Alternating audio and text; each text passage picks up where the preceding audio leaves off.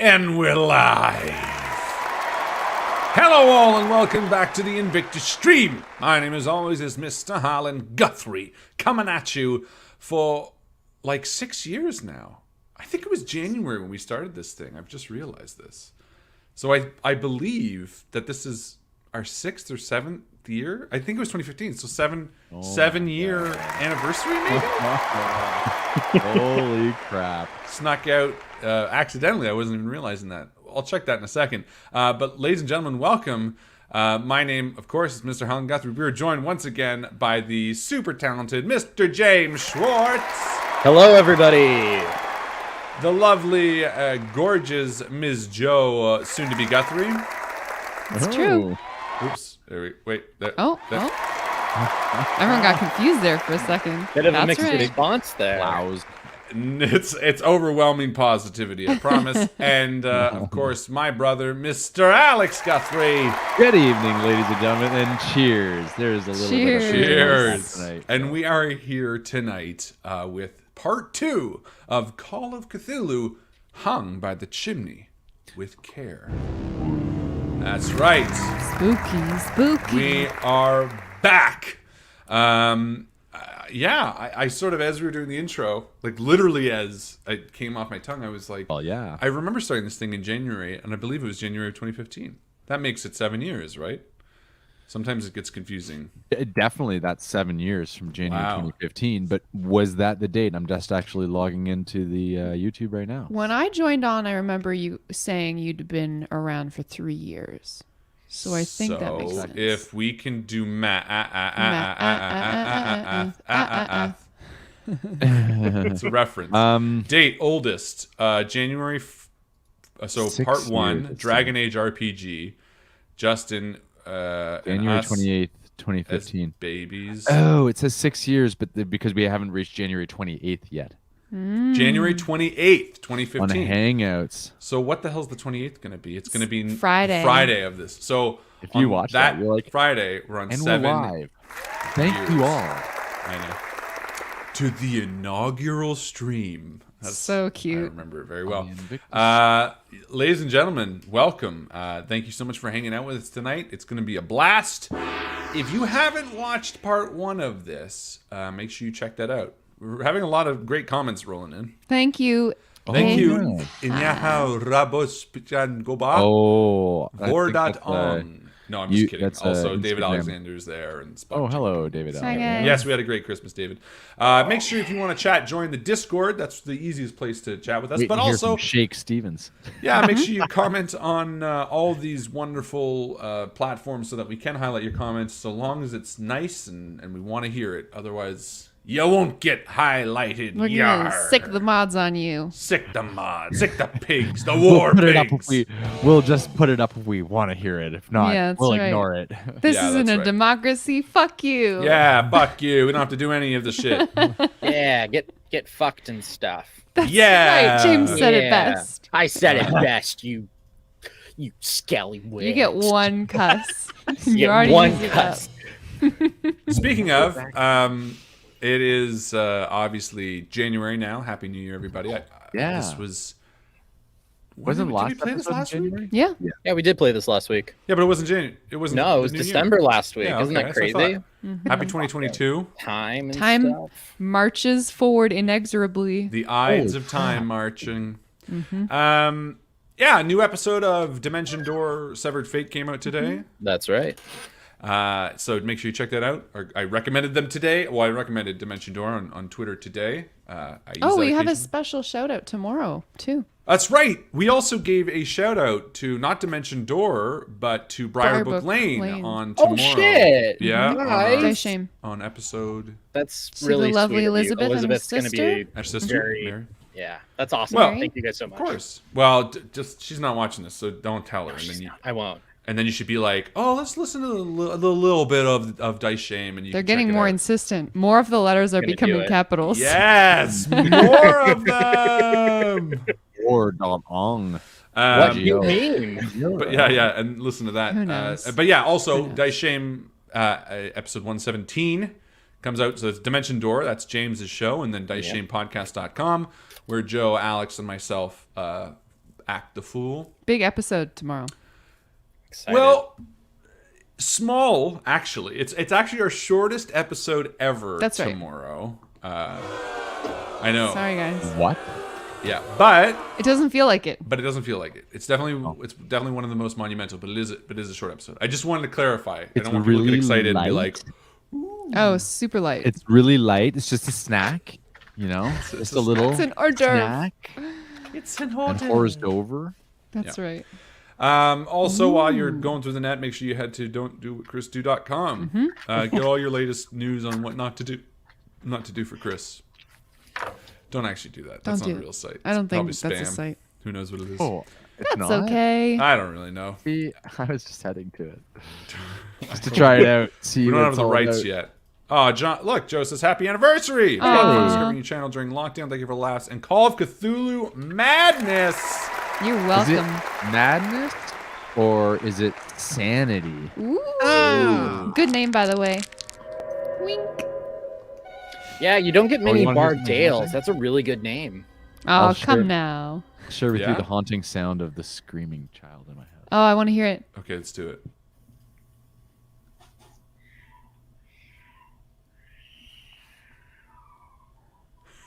Can you hear that? Oh, Yeah. yeah. It sounds like a banshee. She is a fan. What's she? She's 18 months now? Yeah. Yeah. Oh yeah, those The lungs of a deaf leopard. Fuck yeah. Alex, I think a new song coming here. Scream of the Banshee. Right? Like some like Scream of the Banshee. And then you like get, you know, I've got Get I've her- got it on recording. I do. good. You got it on I don't have that recording. shit on recording. I do. Good. I was like, because man, this shit's recordable. for those of you who don't know, Alex is of course a musician. Make sure you check out his This is improv music. his music. He's got a lovely little band camp. There you go. A little taste. You can check him out at bandcamp.net. Michael and Brianna just posted a real fucking website about There's the thing. Don't do what That's Chris it. do. Oh, that is the They real made one, website as well. So I there's guess. Alex's Bandcamp. You can listen to him. There's a and real his one music. now. Yeah, don't do what chrisdo.com, a short but insightful Enjoy. novella. There is a don't do. Yeah, I posted the Wow. link. Oh, That's kind of wild. Interesting. Yeah, I think this is the one that Alexi built, I think. Is it? Yeah. Oh yeah, Perfect. yeah. I love the dancing fish on it. Yeah. Let's see. Everyone go to that website. Yeah. Don't do it, Christy.com. A short but simple novella. Section 1, the most likely knots. Number 1, don't drink raw maple syrup. Glowering, whatever that is. Use gust of wind. Oh, I remember that. Oh, don't do that. Don't swim in mud. Section 2. Yeah. What's click for mysterious prophecy? I'm getting some great ones. Don't get in a punching match with Ben. That's Yeah. Mine is by Mr. Guthrie, Giant Calamari. I just got that one too. Giant is all caps. It's always Rumpelstiltskin. Oh, you know. hey, that's a reference too. I mean, a lot of these are references from old, so you can get these random ones that I guess can be submitted or whatever. Awesome job to whoever made Alexi. that. Apparently Alexi made that. Alexi. Likely, yeah. Who's We've not got here right now. lots so of people let's- joining us in the chat. What's Oh, up? Zia, Jeff, Langdon's here Michael, and for the first time Brianna. Who? Langdon? Is that Lapdog's Langdon? lantern? Yeah. It's pronounced Bar Dallas. Oh, now we know. Our Dallas. I Colin appreciate Burkhart. the. It's pronounced like a bar in Dallas. I always find that useful. Oh, Bard. Yeah, were talking when you about turn it into toques. like actual words and Well, we were talking about Yeah. toques today, and everyone thought it was. Hokus? We were writing it out, and they were like, "Oh, like toque," and I was like, "No, like toque, like Like fluke, fluke. Yeah. like Yeah. fluke, toque." It's so much better than trying to write out phonetically or anything Toque. like that. It's just like That's right. language. Also, fluke and toque. That's the way we do it up here in Canada. But Yeah, I go out for toques often, you know. you do both. I thought You toque in a toque. hi, I'm an American, and I could have sworn that toque meant like knitted cap or beanie. Now I'm confused because what Alex was doing is what we here in the States call a toque. So yeah, it is. No, it's I'm just lost now. No, Alex is just being. I toque Intentionally. and wear a toque. That's right. Hey, it's everyone's favorite Alex. Thanks. I don't know about that. Thanks, Dick Wraith. Dick Ray. Look at the beaver wearing a toque. I mean, a toque. Aww. That's a night. That's a sleeping cat. That's different. Anyway, yeah. So, Call of Cthulhu Part 2. Yeah. A little bit of a summary before we go into it for those who forgot. Thank you. Primarily the players and myself. These wonderful 3 investigators: John Clamsworth, the novelist, played by Alex Guthrie; Timothy Lawrence, the Antiquarian. I didn't write it down. Sorry. The antiquarian. And Maxine Hart, the private investigator, all received a mysterious letter from their old friend Nathaniel G. Piedmont. Or Nathan G. Piedmont. From a town called Darson in Rhode Island, a little ways away. Right. It was right. to warn them of something forthcoming on Christmas Day. And asked to meet at a hotel that he was staying at in Darson. And so the 3 left their comfortable little office where they were going to spend Christmas Eve and drove into Darson, where they quickly arrived at the hotel. After a series of unfortunate misunderstandings, they ended up basically drawing a gun or having a gun pointed in their face from lowly hotel Otto. hop. Innkeeper. Yeah. Otto Ellison, the desk clerk, who revealed to them that Nathan was staying there. However, 2 large burly men dragged him out and looked like they roughed him up a little bit. And there was one more piece of information there. Oh, that they flashed a badge at him. After that, obviously, Otto was a little bit jumpy. You guys searched the room. You found a few pieces of information. One was a key to a lockbox that belonged to a post office. And you found telltale blood signs of him being beat up. And you found something in a book about Revelations, I believe. Yeah. Afterwards, you went to the post office, where you found a number of documents written in Nathaniel Piedmont's hand that seemed to be I believe I told you what it was. I believe it was a ritual. Yes. Copied from something. That's right. Yeah. From there, you saw a number of missing posters. And then you went to the newspaper office, the Gazette, where you met a lovely little lady named Aubrey. Her first name escapes me. Win Aubrey. Win Aubrey. And she gave you a drove of information, pieces of information that connect the mysterious happenstancing with a group of well-to-dos that all seem to be connected. There was a photo taken at a hospital charity event that basically links a number of people in a society called the Thoreau Society. That's right. And in that, you saw a number of people that you recognized. Most of them Are either now missing. dead or missing. Dead or missing. Yes, it was a Sounds a photograph lot like containing Latham, Robert Latham, who you know is dead. That's right. Griggs. Sorry, let me make sure. Yeah, Robert Latham, Davis Griggs, Darwin Talbot. The Thoreau Society. Thoreau? Correct. Thoreau Society. And Anthony Clark, Plus. the doctor. And those guys are all dead, right?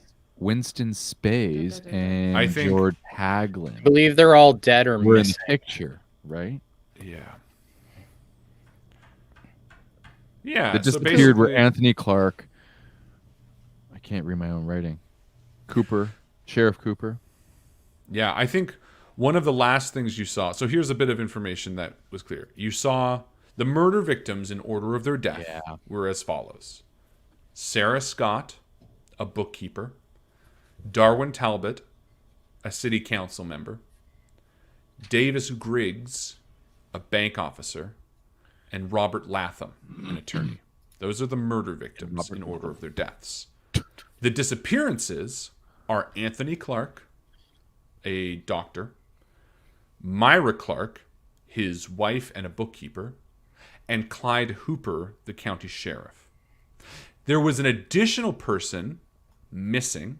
However, there's been some dispute as to whether or not he's missing because he was a war vet and a number of people dismissed him. His name was Edmund Lewis. And interestingly enough, he was given the role of Santa Claus at that fundraiser. And he's pictured in the picture of the Thoreau Society. There are a number of the people that you've seen, as well as Lewis in his Santa suit there as well. Edmund between Lewis. Robert Latham and George Hagland. And Father Byron is also missing, but query related to the case because it's about a year old Yeah, as it's very, opposed to very everything long. That else. one's old. Okay. Now, the crazy thing that we just discovered too was that the murder victim's wounds had large gaping bite marks with That's human type Yeah. teeth. We got a cannibal. We got a cannibal on our hands, I say. Yeah. Yeah. I'm trying to So- remember what my voice was like. John. I think You said it was from Boston. Yeah, I did but you never originally, did but it. I couldn't do it. Perfect. So is that enough background? Should we kick this thing off? Yeah, let's do it. Yeah.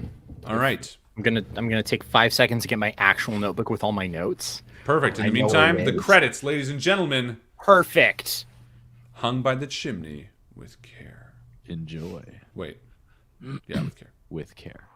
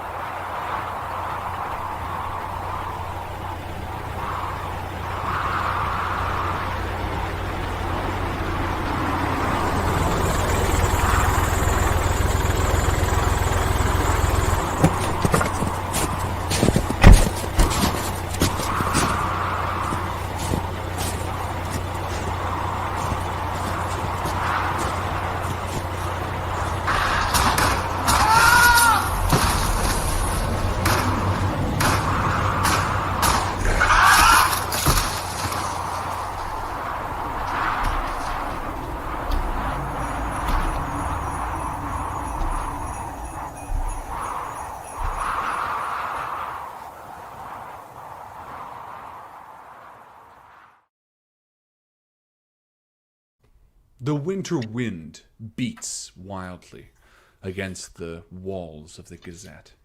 The small building sits in the city center on this dark Christmas Eve. While you can't see the falling snow, you can sense it piling ever higher on the streets outside. There's an odd shadow that looms over this town. In the pit of your stomach, you realize the severity of what's happening here. The murders, the disappearances, not things completely unusual, but the severity in which they've happened, the monstrosity behind the attacks. It brings you no peace to think about what horrors lurk in the darkness of the city. Each of you stands there in front of Wynne, who's revealed this last bit of information, who showed you the photos. And before you, you see a collection of the documents that you've been presented. The picture of the Thoreau Society, the names, and I feel like maybe a bit of time has passed since we've left that. You know, you've each been poring over your notes, maybe making connections. What is Maxine connecting in all of this? Well, I think our best lead is to go and speak with Robert Latham's son. Apparently he saw the whole thing. And although the police called his account imaginative and far from factual, I think it's probably the best place to start. He was only killed last night as well. Wynne pipes up. Not to encourage this, but if you were to try to look somewhere, it might be the most fresh. Poor A child. 9-year-old it's going to be fresh in his mind.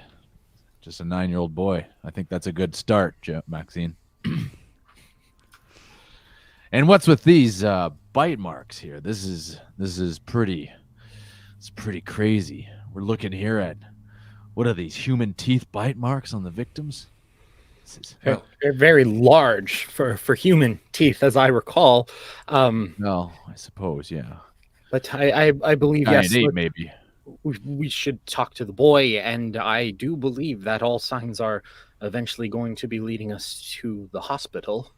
I mean, this is probably similar to many other cases we've seen. This is probably a very long game for these people. If the pastor has been gone for over a year, the holy man and whatnot standing in the way of the cult.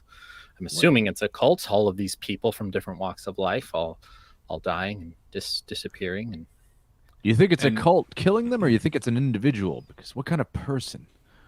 I think perhaps maybe it was a cult who summoned some kind of individual. Perhaps it's superhuman in nature, the ability to bite through. Of course, this is all just the speculation, of course. But this is great.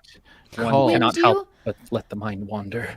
When do you have any information on the Thoreau Society for us? Not really. Nothing other than I've heard their name tossed around a little bit. But what do they do? Are they philanthropists? What is the whole cause of the organization? Personally, I think it's some sort of paternal secret order with a very selective membership. But, I mean, I would never jump to anything nefarious. Well, it's strange Mind that you. a secret order would be having its photo taken at a hospital charity event. Well, and therein lies the issue.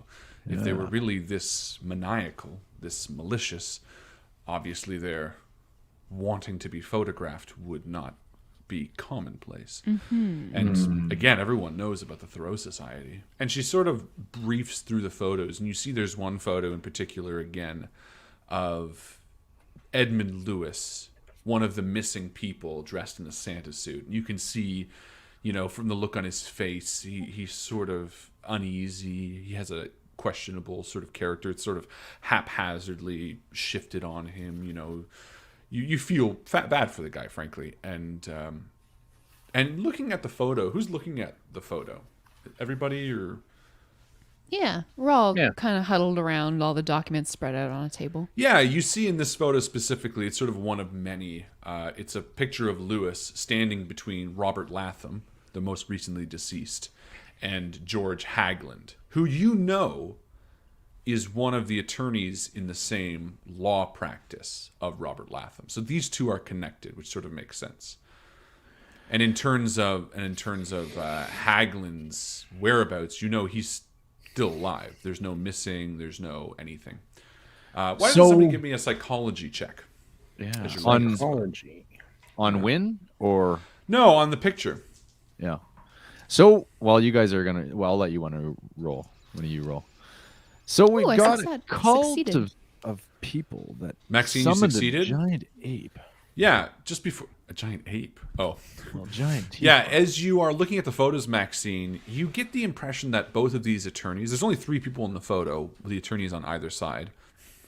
Both of these attorneys are faking their smiles, and their body language reveals a distaste towards Lewis. Distaste, I should say. What was that, John? An ape? Well, I'm just thinking about the bite size still. The bite size of the teeth. It makes for a great story.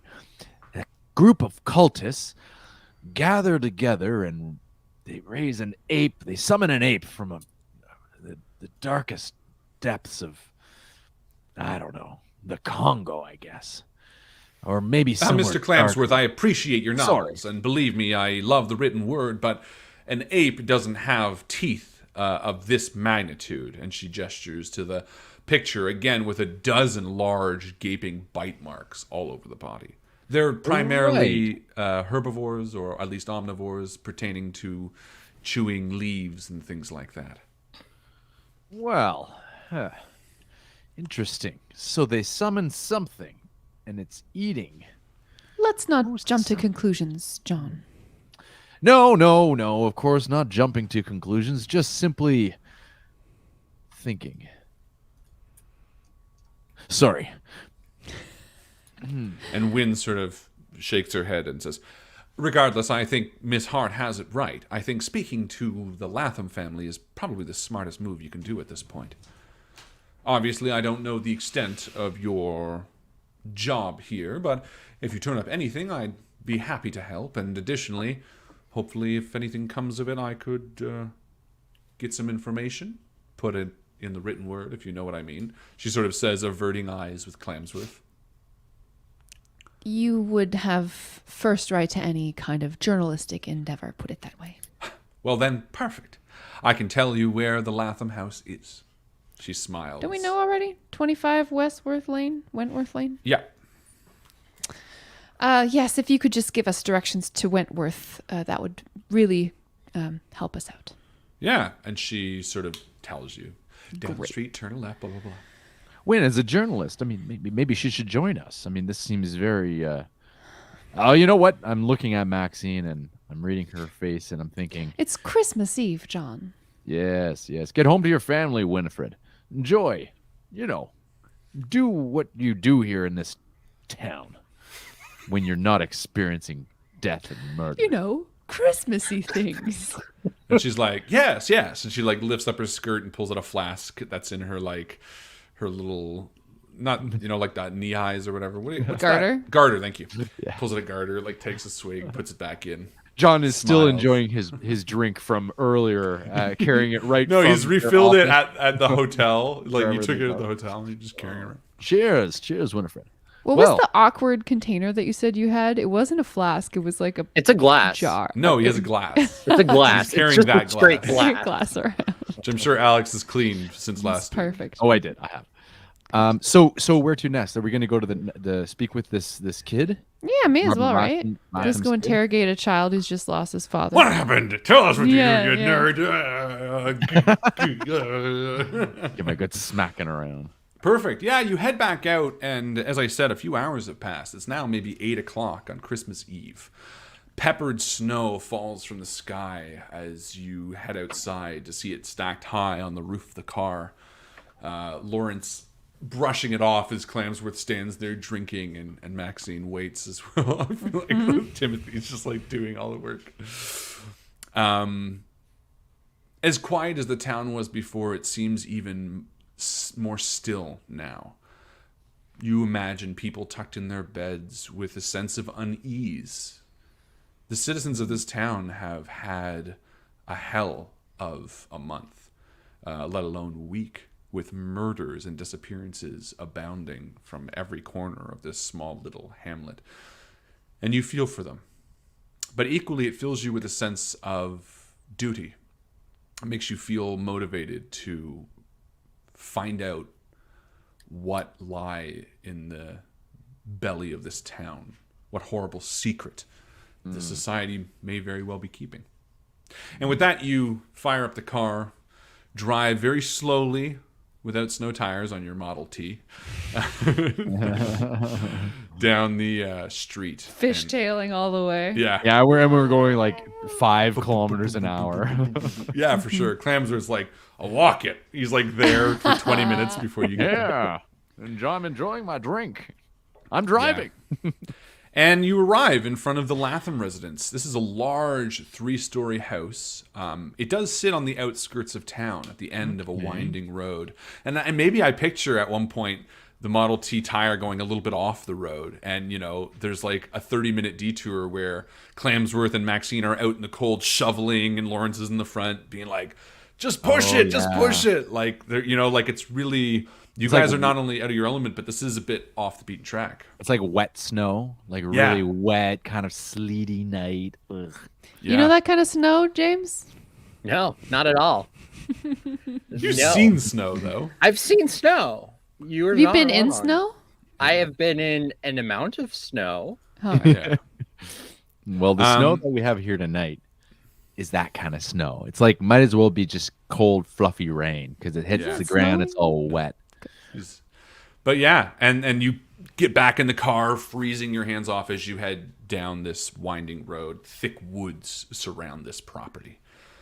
And as you pull up to a stop in front of the house, you see a few lights on. It is, of course, Christmas Eve. I sure hope this kid is not here alone. That's gotta be Very odd for a 9-year-old to be alone in this house. Yeah, you go walk up the steps and you slip, and then you grab the handlebar and it burns an M into your hand. Kids are afraid of the dark. Can of paint comes down, hits you in the face. Yeah. We go up to the front door, rat-tat-tat, knock on the door. Yeah, and I feel like there's a long delay, but you hear footsteps approach, and eventually the door opens, and you see a very pained set of eyes. A woman stands there, tears as well as sort of a hefty sway in her walk gives you the impression that she's been drinking. This is someone who has suffered a lot recently. And she opens the door sort of reluctantly and says, "Yes, how can I help you?"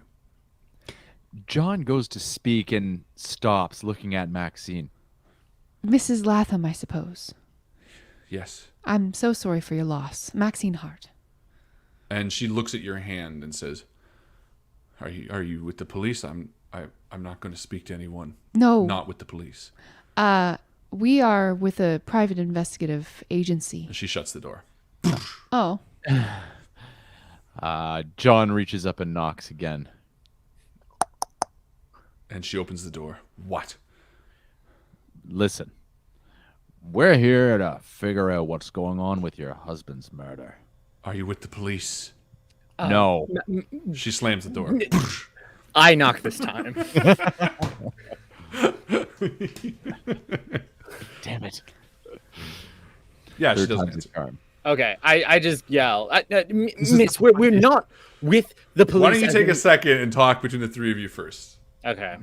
You've had this happen Timothy. twice. She just slammed the door in my face. She said she slammed the door in my face when she saw that we weren't the police. Yes, Maybe we should just tell her we're the police. Yes, we are not. Maybe we the should police. lie about us being the police. We are not the police, but we can go off of what Maxine said about being a private investigative firm that was hired by the police. No, we are not the police. We are not with the police, but we were hired by Very good. the police. Very good. Very good. Maybe you guys continued. I'm going to take a walk around the property. And so John circles back. You know, not to be funny, but this is so funny how it just actually, I'm kind of following the Home Alone theme. So he does walk around to see if there's any. Honestly, John is thinking in his mind, hey, if he sees this 9-year-old kid, maybe he'll, throw a stone at the window and try to get his attention. You never know. I know you just saw your dad die, but let me in. I'm a stranger. I will. Perfect. Yeah, John, you walk around the house. You're sort of walking through Take the a look snow. for monster footprints. There's a very, Holy shit. terrifying, ominous nature as you walk through the darkened wood around this property. You don't see any tracks. The snow has fallen too much in the last hour that nothing would really. Plus, it was a whole day ago that anyone arrived. As you walk around, maybe you can hear the knocking from Timothy from the front door, but as you look in one of the back windows, you see her sitting in the living room, sort of a little bit back in the house. She's holding a glass of scotch, and she's sitting by a fire on the couch looking down at a photo, and she's just crying. You know what? Instead of making, can you guys hear me? Because I think I just froze. Yep. Yeah. Okay. Instead of knocking on the window and making some sort of scene, John's going to respectfully be a bit of a try spy in and see. Respectfully peep on this woman. Exactly. Yeah. Be a peeping Tom and see. Yeah. Sort of what I can see. So you want me to roll a spot hidden or what? Sure. Yeah. Give me a spot hidden. I'm thinking. I froze, so. No, that's fine. You guys. I already told you what you saw. Did I tell you what you saw? Did you? Oh yeah. Oh, just a picture of him, or she's looking at a picture. Yeah. So it's assumed that it's a picture of Robert Latham. Exactly. You're piecing one and one together, but. Okay. But is that by looking at it? Is that what she's looking at? Yes, but you can give me a spot hidden anyway. Maybe you'll see something else. Yeah, I'd love to. Back to it. 95. Nope.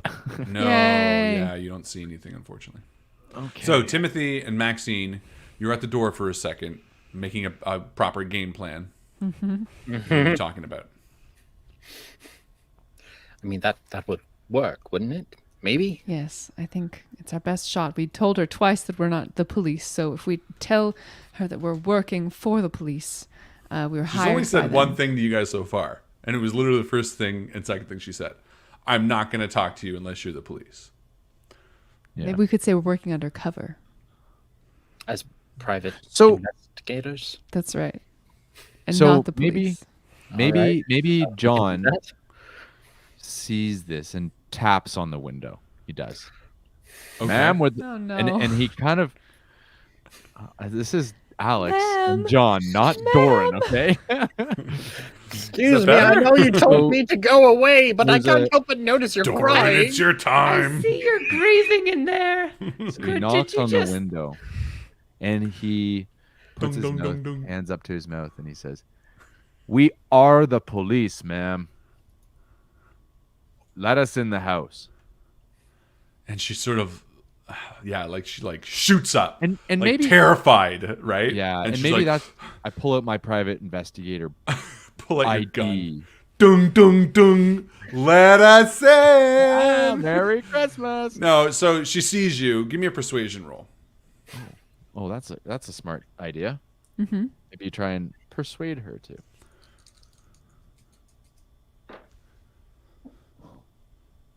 What the fuck? This is impossible. No, 83. I need below 20. Yeah. No. Can I do anything else? Can I use? She's a bit of luck? like, No, I can't. she shakes her head.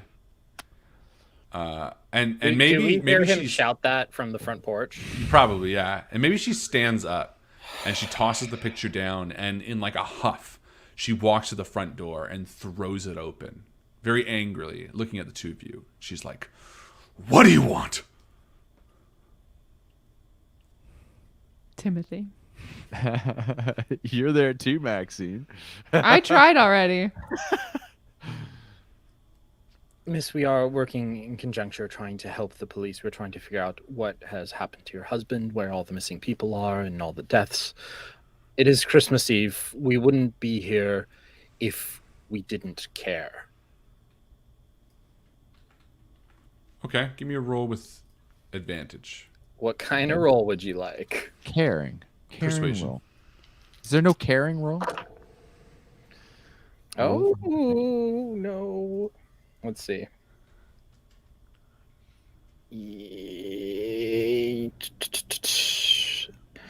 Okay, yeah, that's a success.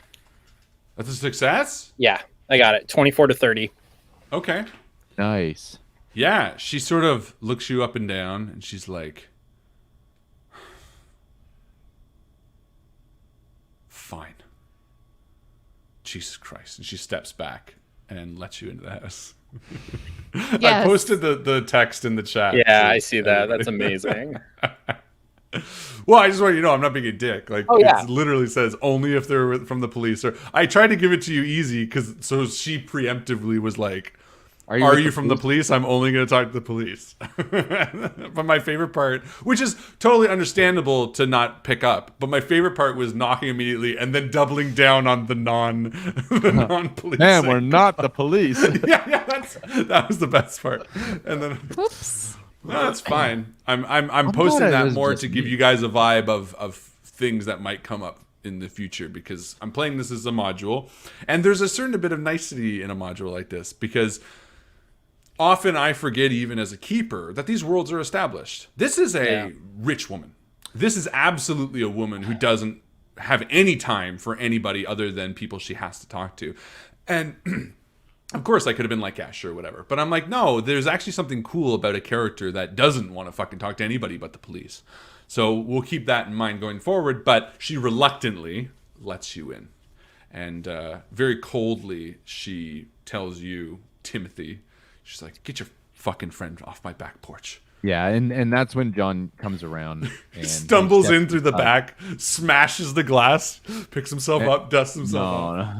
No, ma'am, I'm very sorry for being so intrusive, but you have to understand we are with an investigative John, firm. shut up. Inspector Clamsworth. Well, to be fair, she didn't hear us out. So the first thing out of her mouth was, "Are we the police?" Well, we're not the police, but we are private investigators. And your note does say Hired you'll by speak the to... police. Exactly. Read what I posted in chat, Alex. Wink. I will read it out loud if you. The widow Mary only speaks to the investigators with reluctance, and only if she believes. Only if she believes. They're from the police or other law enforcement agency. That's her. We're not here to talk to her. We want to talk to her kid. Cool. Yeah. Okay, so you enter in the front hallway. She's like, "What do you need?" Well, ma'am, thank you for inviting us into your house. Again, we apologize for disturbing you, and we won't take up too much of your time. We were asked to come and speak again with your son, Timothy. He's not here. And where might he be? He's gone. I sent him away. Sent him away? I sent him away to be with my sister, a few towns over, for a few nights. He watched his father die here. We understand, ma'am. And that's exactly why we need to talk to him. Ma'am. Jesus Christ. What law enforcement agency are you working for exactly? Ma'am, listen. This is an incredibly important situation. And I can't tell you how sorry we are for everything that's happened to you. But if you work with us, we will be better off to bring your husband's murderer to justice. And she's like clenching her jaw at this point. She's like, "I already told this to the police yesterday. Why are you here?" Because we are. Take a second, John. Think with your team and think of a clever way to do this. Well, asking her information the police already asked her when you're coming on behalf of the police without any justification about why isn't going to get her to answer, right? Joe, you could be like, "We lost the files," or "The guy who took your account was drunk." And all I'm saying is, think this through before you go with your first gut. I'm going to talk in a meta version here. Mm-hmm. There you go. Do a meta conversation. With Absolutely. Joe and James. Mm-hmm. So I'm thinking if we say, "Hey, listen, we are investigators of a much more in-depth. We have a lot more knowledge and a lot more in-depth information." Right? I am so bad at this, and and we tell her that we have reason to believe that there's something more at hand here than just a simple murder to do with, and we mention the Thoreau Society. Maybe that'll get her talking about it. Her husband's involvement with it, maybe what it's all about, maybe some of the dark hidden secrets. Yeah, I forgot that they're involved with the Thoreau Society, because I was going to say, why don't we just lie, say we're good friends of Sheriff Hooper, with a specialization in child psychology, and the police department took really shitty notes on what the kid said, and we need to hear his account. I like that very much. I also think a little good cop, bad cop situation might be okay here because, like, lady, we're trying to solve your husband's murder. Fucking give us a break here. We were sent here to ask some questions. Like, answer our questions or get out of the way, but we're just doing our job. You could absolutely go hard on this. The only angle with hard is one of those things that you want to make sure you succeed at, because there's no real backup if you fail. If you fail at persuade, there's like a little wiggle room. I find intimidation is one of those things that it's such a risky role, because you're like, if you intimidate somebody and fail, then you're like, But my intimidation's 50 and my persuasion's 10. Oh, I'm not trying to tell you one? not to do it. I'm saying that's a great play. What's that one? Fast talk. Oh, my fast talk is horrible. Yeah, I mean, fast talk. I'm good at fast talk. That's why I'm saying let's just fucking lie to her. Do it. And lie. then if that doesn't work, Maxine can intimidate the shit out of her. This is we up. are. Yeah. I believe you completely. We are totally getting thrown out of this mansion. But as we're far gonna as do it we with know, a she plum. doesn't have a gun, and that's better than last session. Okay, go with this, Timothy. You've got the fast talk. Tell her that we've got more information now. Does she know anything about the Thoreau Society? See if we can get something from her, right? Then lie to her and tell her that, what was the lie that you wanted to tell her? I feel like that the officer didn't take good notes on the 9-year-old, so we need to speak with him. I think the Thoreau Society might not be a great Yeah, way I to think do that's it. gonna tilt our hand too much. You think so? And Okay. especially Yeah, if she's a part of it absolutely. and she wants to protect them, no Yeah, way. because enough. she's Then she's do gonna the know fast within the talk. society. Then do the fast talk and lie about the sun having rough notes on the sun. All right, go team. You can also do intimidation after the fast talk if it fails. That's what's Yeah. up. If the intimidation fails, you can't do it. If the fast talk fails, you could always just jump in with intimidation ASAP. Okay. Yeah. Perfect. I'll pull a Batman. Where are the other drugs heading? Mrs. Latham, we are specialists in psychology, specifically with children. And after reviewing the notes the police took from your son's account, they were somewhat shoddy. I must say, we are looking to get the account as he said it. It is very important that we get it verbatim in order to see if there is actually anything useful there. Shamefully, as Dr. Lawrence has indicated, the police mentioned that your child was fanciful in his retelling of the account and not much else. And on further review, we were asked to come and find some actual details. John adds nothing to this conversation. Okay, give me a fast talk roll for the. He just stands looking stern. Yeah. Yeah, I got it. Swirling his drink. You got it? Yeah. Oh, I got it. So she seems hesitant. She buys the element of the notes being ruined, and you kind of pick up a bit of like a, I knew that fucking deputy wasn't writing fast enough. I'll tell you what I told him. I heard a noise in the middle of the night, like something scrabbling on the roof. There was a scratching sound. And then Robert went downstairs to investigate. Then I heard a blood-curdling scream, which broke me from my slumber, as I had rolled over when he went down. And that was it. He died right over there, and she points to the family room she was sort of sitting at. And you notice, sort of from this side, the couch had been hiding it from John's point of view, but there's sort of like... It seems like things have been moved around a certain particular area, maybe. Like maybe she hasn't been walking there, you know? And she just stares at it for a second, and she's like... He was ripped apart. Where was all the blood, though? There was no blood. Jesus. And John she says sort that of under shakes his her breath. head and Jesus. looks back towards you. But as I said, Billy's not home.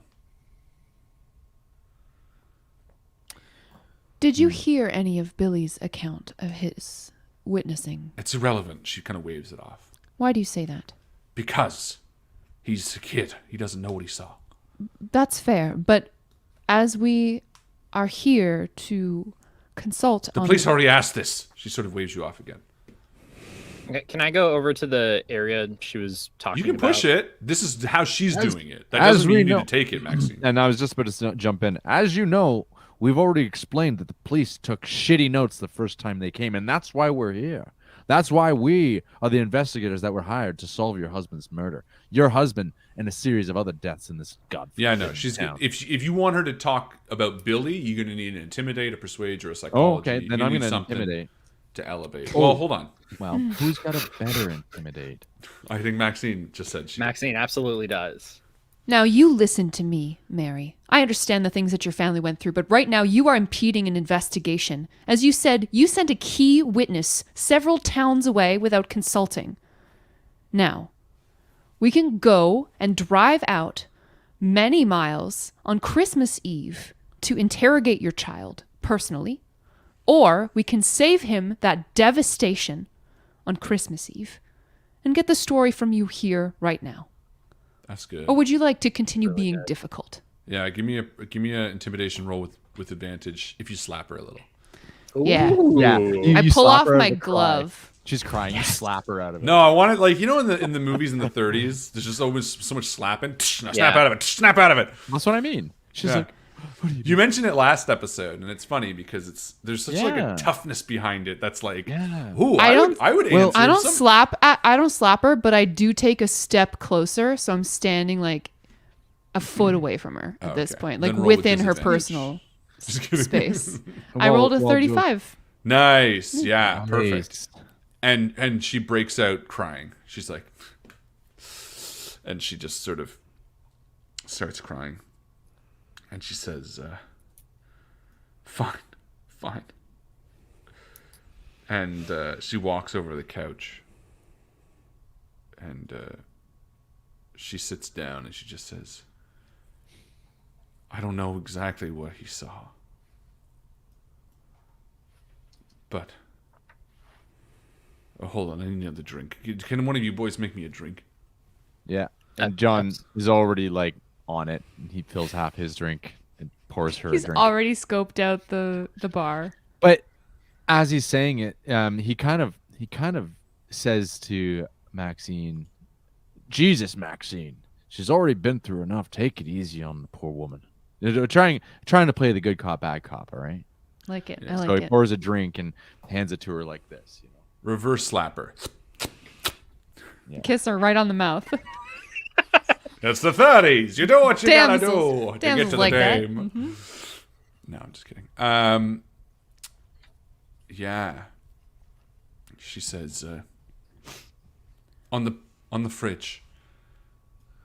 John, was it? I heard someone else call you that. Yes. I'm sorry again about knocking on the window. And he walks over to he leaves the room and goes to the fridge. The And you refrigerator. see, Did they have refrigerators? there's like, Were they like an magnetic? ice box. Whatever. Icebox. And they're rich though. And you see, and you A see, wooden door. I don't know. there is a picture on it. A picture of a rotund Santa Claus, dressed in a traditional red suit with white flock, but it's missing a head. And he carries a bulging sack over his shoulder. Bulging sack. And you see something red dripping from the sack, leaving a red trail of droplets behind. Like- and for some strange reason, the red droplets also leak from the end of Santa's arms. And This she is a says- picture on her fucking fridge. Yeah, but it's like drawn by a kid. But Oh, now that's and the she part I says- missed. And she Yeah. says, well, that's what I was going to say. And she says, that's what Billy drew. And that's what he told the police that he saw when he came down to check on his dad. And she takes a long drink of what you surely. gave her. Oh, I'm just gonna talk in a meta sense here for a moment to Joe and James. I mean, Maida. I was gonna, yeah, that's my go-to. I was gonna just steal it. You guys think if I take this picture, or if I should say we need this picture as part of our investigation? I think it's important that we do bring it along. So that when we see a Santa? bleeding Santa, we can hold it up and be like, looks about the same. I mean, it's a kid's drawing. I think if you just hand it between the three of us, if Okay. we need to glean information from this, Yeah, I take it off the three of us, fridge. we can remember That's it. good. That's a good point. Yeah, Mhm. as I'm saying it, I'm realizing we don't need this picture. So I take it off the fridge and I hand it. This is what she's talking about. My God, a scratching sound, no blood. Why? If anyone Who looks could at the make picture, you things can disappear? do a Cthulhu Mythos roll. But I think all of you have 0. Yeah, because we Yeah. didn't. Yeah. You know didn't what? think I'm we going to could give get you it. all 5% in Cthulhu Mythos. Yay!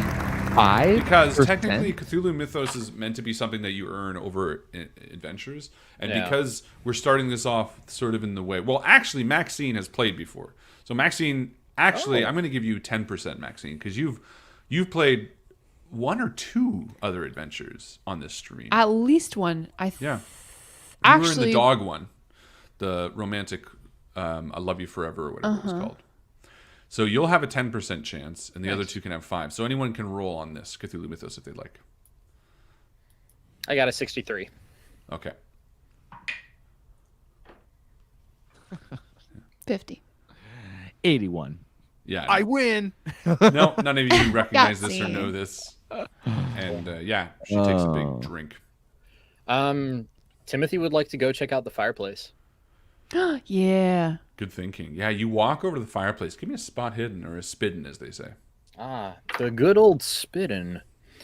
Oh, leagues away, my friend. Yeah, you don't see shit. I want to take a look. Do it. Do it, coward. That's what I say. That's what I say. Nope. Well, wait. No, that was it. I rolled a d8. In this game, just so you know, we don't roll d8s. We roll d100s. I'm working on it. I'm learning. Okay. Yeah, I succeeded. Hey. Yeah, you look around the fireplace and you notice that there is a fair amount of soot that has sort of been blown up. Like there's soot on the higher bricks when it should just be sort of around the base. Dear When's the last Lord. time that you had someone clean your fireplace? She looks at you with a scowl. What the hell is that supposed to mean? Well, We're there was no one. investigating the scene of the crime. She's, I don't know, a month ago. And John comes in a little bit more direct. Was there clear evidence of entry through your front door or back door? I don't know. You'd have to talk to the police. Well, I think we already had looked at that, and I believe it was no. So Maxine's only asking because maybe the culprit came down the chimney. It is a possibility. People have done it before, and it would be done again. Now listen here. We're only here to help you. Tell me, is there anything else you can remember from that night, other than the scratching sound? No, And no I clue. don't remember anything else other than my life will never be the same. Of course, and I'm very sorry. And John goes into a bit more of a consoling. He maybe sits down on the couch next to the woman and puts his arm on her back and And you accidentally slap her. no, and he It's the 30s. If your hand goes close to a woman's face, you just slap accidentally. Ah, no! and then again he tries to reach her more reasonable side, and he says, "Listen, it would be really helpful if we could just speak with your son. I know he's probably as traumatized as you, if not more, but this is what we do, and of course we'll be very caring in our speaking with him. It's And not it here, might though. actually offer some closure. Of course, it's not here, but we have to go. We have to go to see him. Is he He's in? like He's She just looks Three at you. and towns she's over. like, Towns three over. towns over. What? I Like, didn't there's no hear way. that. She looks at the Yeah. other two and she goes, has Forget he about been it. drinking? Sorry. I thought Yes. you were with the police. I have been, He's so actually. close, I can smell it. I feel like as the two of you are walking around, Lawrence and Maxine, you sort of glean, there's a wall of pictures, and sort of dead center is a picture of the Thoreau Society. Again, you see... At the same event or No, different? different event, just the people there. This is the opening of a school of the town. And again, you see them sort of cutting a ribbon again. Maybe it's a year or so earlier or something, you know, it's sort of just another connecting picture. Tragic what's been happening in town, wouldn't you say? She shoots her eyes over to you and says, of course, it's monstrous. And as you are talking, everyone give me a perception roll.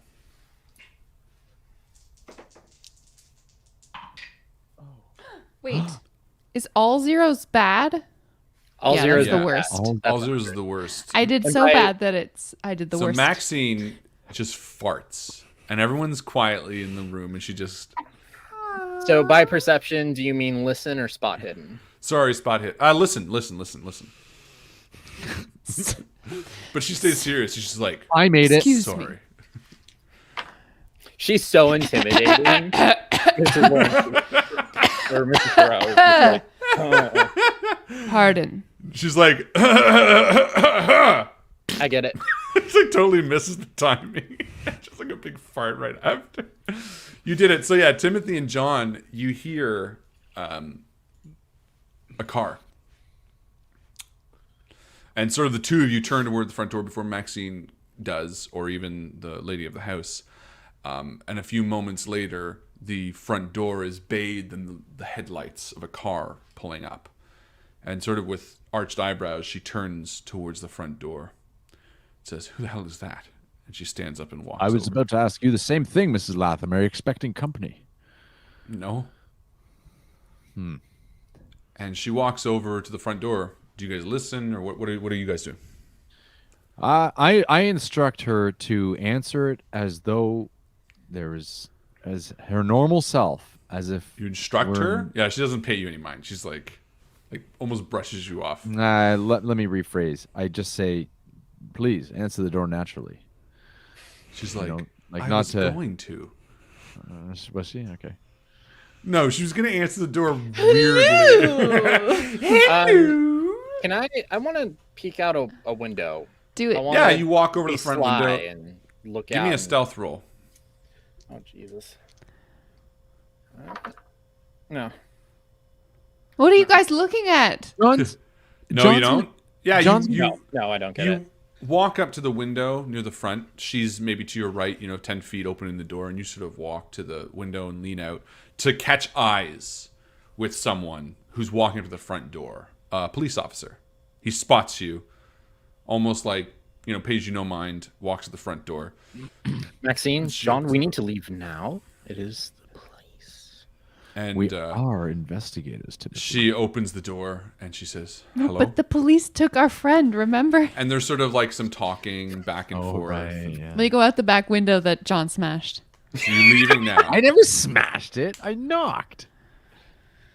I mean, we could be like, hey, do you have our friend in custody? But No.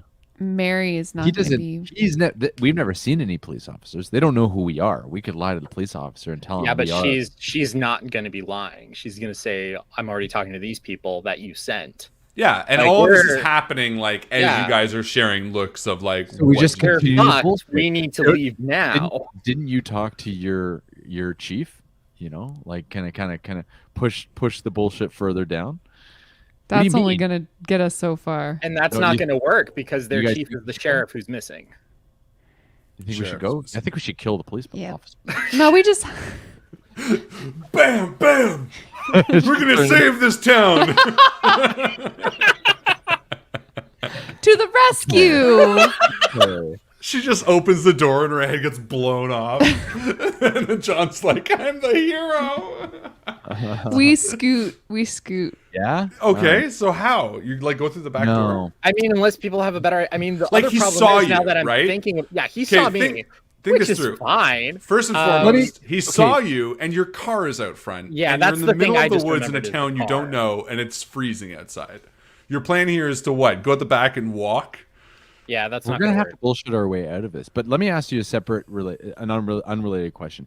You guys did a spot hidden. Did you did a spot hidden check around where the body was found? Just the chimney. Just the chimney. Just the chimney. So while I would like to do a spot hidden around where the body was found, where Sure, give me a she spot said hidden. she hasn't been looking, right? While you Just guys go are about our at the business. front door. Okay. I mean, at this point, what are your options? Run. Change what you're doing for some reason with no real benefit, or just continue doing what you're doing. I did very good on that spot hidden. A Oh, good 17. That's half Oh, of 8? a 17. If I Oh, hit my 17, it's a 35. I have 17 and then 7. If I hit the 17, is that Yeah, you're good. It's a hard. So you bend down and you look where the body was found, and you notice there's very small droplets of blood on the carpet, a very small amount for what you understood that the body was ripped apart. And as you're doing this, Timothy's sort of standing at the front window. The door's now open, and she's talking to the police officer. What's And she saying? Yeah, she's just like, "Can I help you?" And he's like, "Yeah, I'm here. Can I ask whose car that is?" And she's like, "These 3 gentlemen or these 3 people." And he's like, "Who are they?" And she's like, "They're asking about the thing." And, and there's just a back and forth, and they're full out just talking as you guys are awkwardly having drinks and standing around the fire. And I think we should just go with it. Honestly, guys, I think we should go with it because we never said that we were hired by the police, only that police miss things. We are private investigators. I say we just go with the flow. I mean, we did say that we were hired by the police. Yeah, I totally lied to her, and this is not good. So I But agree. this There's police not really officer anything- might not know. True. That's right. Very true. And it's We just, could bluff. yeah. Keeper's I right fast there. talk He's got his, Guthrie, but this Let's is my do it. consequence for fast talking before. Well, then We I are think we got to go over there and introduce ourselves. We shouldn't just stand around and awkwardly. That's a good idea. in fact, if we do that, do we then if we get questioned, do we then put him on the spot and say, you missed the droplets of blood, you missed the picture, you missed the soot, were you not looking? Do we kind of put it back on them? Go aggro on this cop? Yeah. Sure, why not? Aggro the cop. Always a great idea. I don't even know what aggro means. I've heard it before, but I have no It's like idea. aggressive. Aggravate, like get it angry. Perfect. So after a second, she turns from the door towards you three and says, the officer would like to speak with you. And she sort of grabs her drink and heads back With to us? the couch. Why would an officer want to speak with us? That seems sort of silly. Of course. Yes, of course, but if you're investigating a crime, the last thing you're gonna do is start investigating the other people that are investigating the crime. Isn't Down, that boy. right? Right. Really? Okay. Anyway, so you walk over to the front door, and this man stands there. He's sort of got a clean-shaven face, his police officer's hat. He's sort of backlit by two lights of his rumbling patrol car. And in a very flat voice, he says, "Can I speak to you outside, please?" Outside, it's Of snowy course. and cold. Officer, of course. And he walks over to your car and sort of stands. And you see him in the light a little better now. And he's got a very stern face, almost aggressive in nature. Already And aggro. he Got it. Almost Yeah. cop-like. And he seems impatient. And he looks you up and down. He says, "What are you doing here?" We're just trying to figure out what's been going on in the town. Don't you? I'm sorry. Your officer, and then I look at his badge. Yeah, good. Erickson is his name. Officer Erickson. And he says, "Hank Erickson." Hank. May I call you Hank? No. Officer Erickson is better. More Yeah. formal. Like his nostrils flare at that. Yeah. Officer Erickson, we're simply here trying to help. We're doing our job.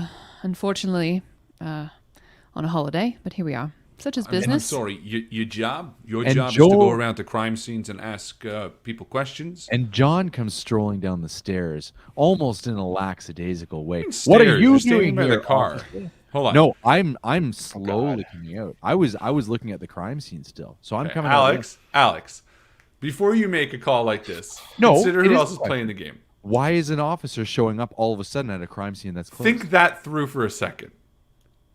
What do you mean, why is an officer showing up at a crime scene? Here's a town that's had 5 murders. 3 people roll into town. There's no murder or anything. What do you think he's here for? Shut up. No, I'm just saying, like, No, everything honestly- he's doing, I promise you, is not out of his job. He's like, people that show up in my town, murders have been happening. I better find out who these people are because they could be the murderers. Like, Well, what's he going is through John's definitely mind is thinking, there's dirty cops, right? So Sure. So John's had a few drinks, right? And he's saying, "Officer, what are you doing here? Is there a problem?"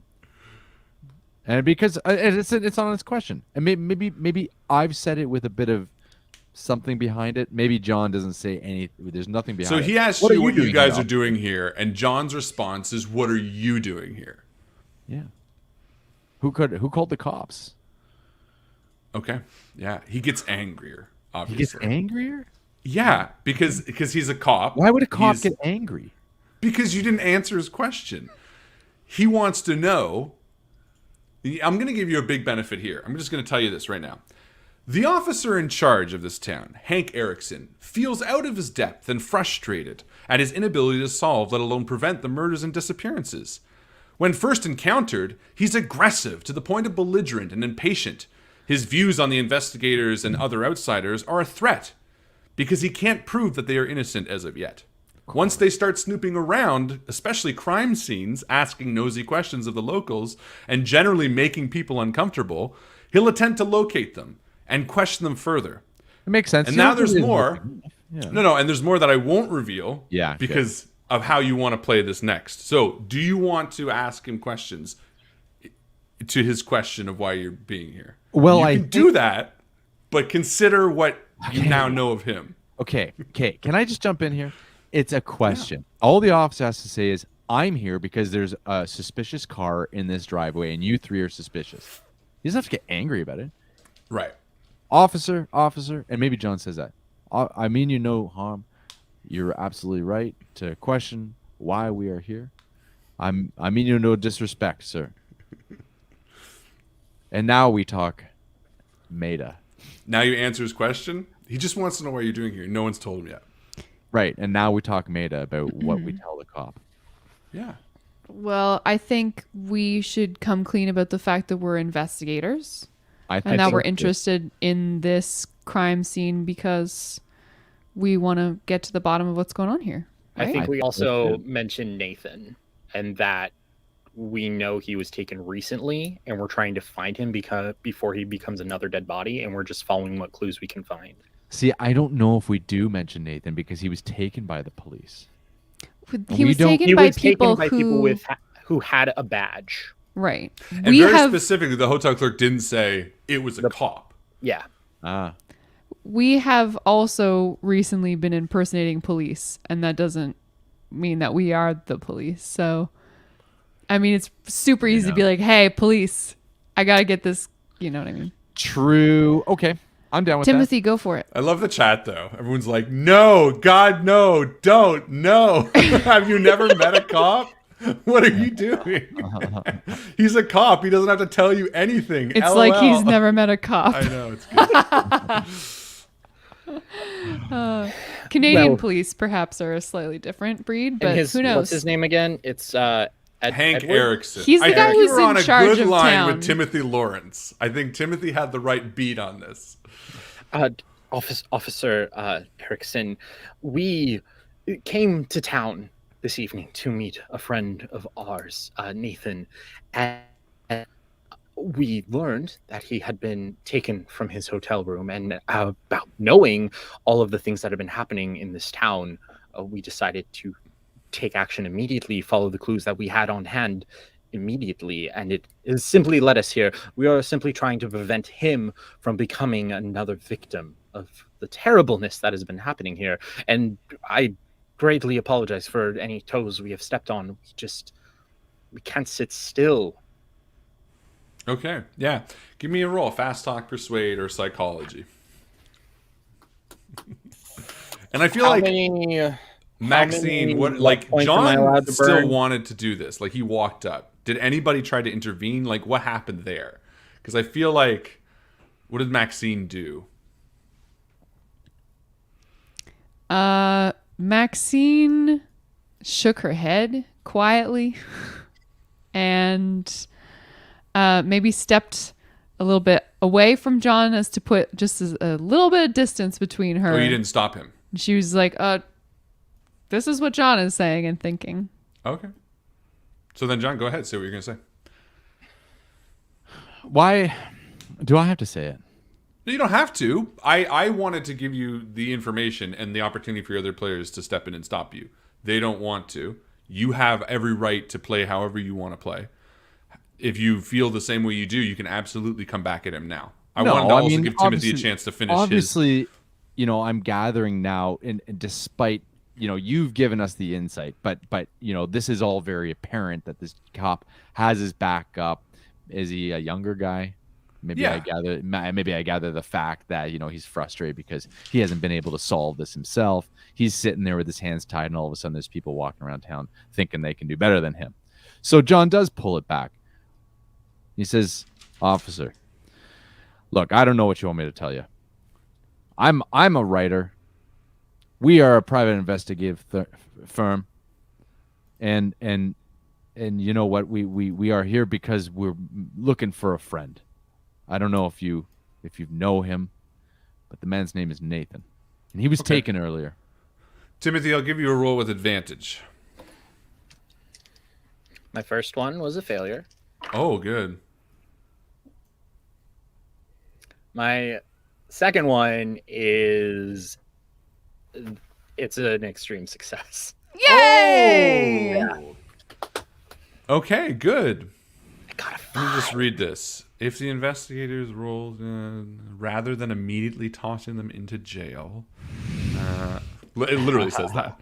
The investigators can roll one of these options to convince Erickson to listen to them, rather than immediately tossing them into a jail cell. So I would say extreme success is a good way the other way. And I think he sort of he sort of disarms for a second. And you can see his shoulders slump a little bit. And there's an exasperated look over his face. It's clear now, the frustration behind his eyes at what's going on. And what I said earlier would now probably become apparent. That here's a guy who's clearly trying to figure out what the fuck's going on. I wanna level with this officer. I want to try to level with this officer and say to him, look, I've been there too. You know, what would I roll for that? You don't need to, but you can say it. Go for it. Extreme success. You've unlocked him. Yeah. What does John say? Officer Erickson, listen, I can see the pain in your face. It's very apparent. Hell, we've all been there. We're private investigators. Nothing like you, Mr. Police Officer. We haven't been through the training, and we don't carry firearms, but we do know the pain when you cannot solve or you're at a dead end, a cold lead. We're simply here to help. And we're not even trying to solve your case. We're looking for a friend. This happens to be part of where we stumbled into. Listen, we're not here to step on your toes. In fact, I'd like to share with you whatever we've found.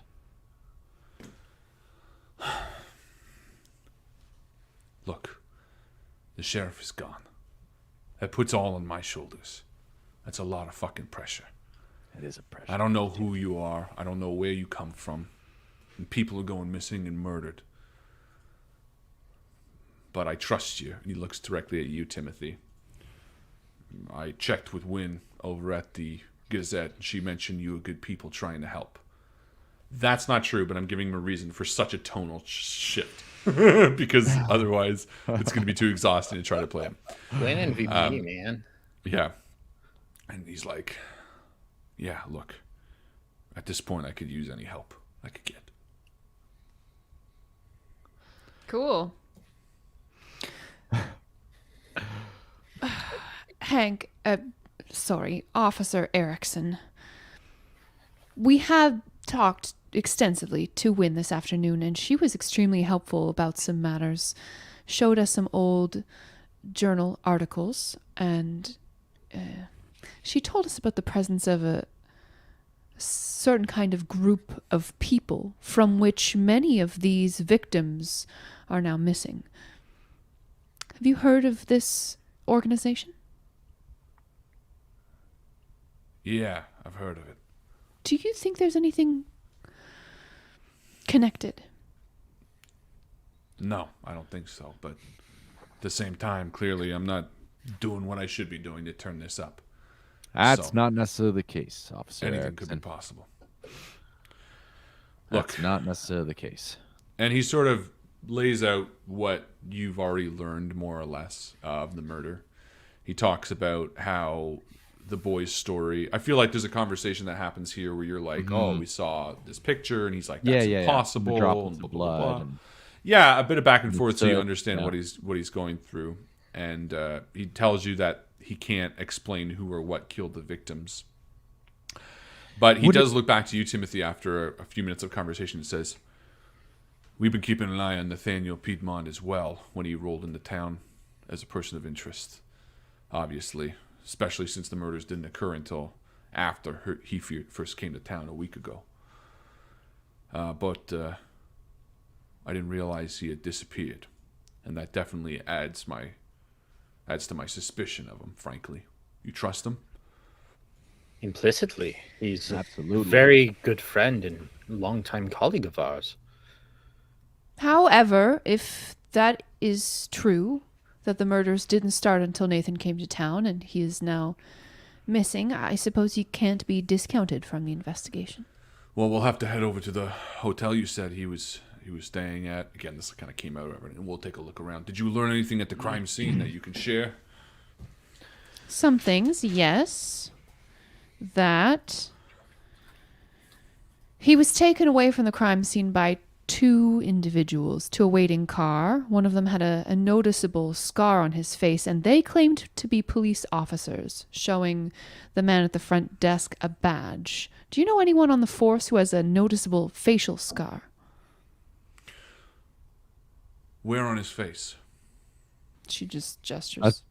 Big Thin but scar on noticeable. his face. No, I told you specifics. It was a forehead scar. That's fine.